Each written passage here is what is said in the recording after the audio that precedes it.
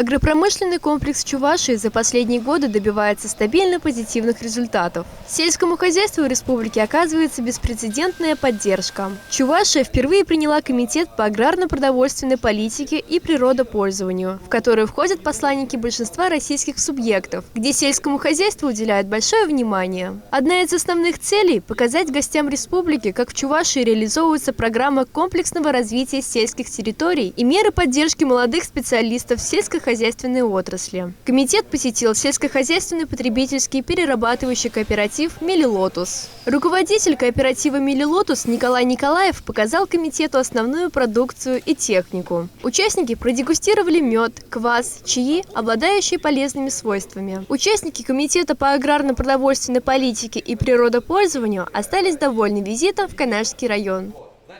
Было много инициатив хороших, которые мы в дальнейшем в итоговой резолюции озвучим и передадим в Комитет Совета Федерации по аграрной политике и природопользованию. В целом у нас всем коллегам со всех регионов понравилось.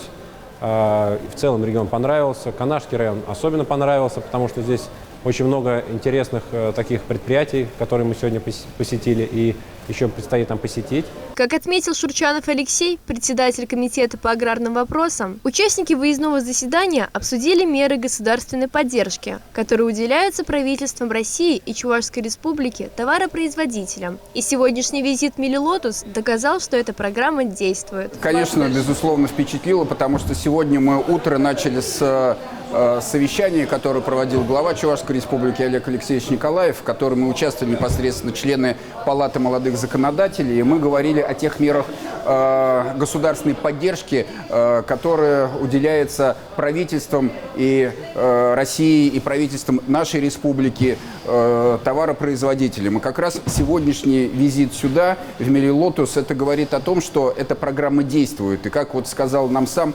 Николай Германович, что был выигран грант, который составил 40 миллионов. Там, безусловно, были вложены еще свои средства, и было построено данное предприятие, которое выпускает абсолютно нужную, экологически чистую, востребованную и в нашем регионе, и за пределами нашего региона продукцию. И вот мы с вами были свидетелями, как члены Палаты молодых законодателей при Совете Федерации, Федерального собрания Российской Федерации осмотрели с огромным восторгом, так же, как и я, данное предприятие, данный корпус Мелилотуса, попробовали продукцию, которую предприятие выпускает. И мы все говорим о том, что меры государственной поддержки, которые сегодня направлены для товаросельхозпроизводителей, они очень важны, они востребованы, и самое главное, что они действуют. Наша задача их развивать еще дальше.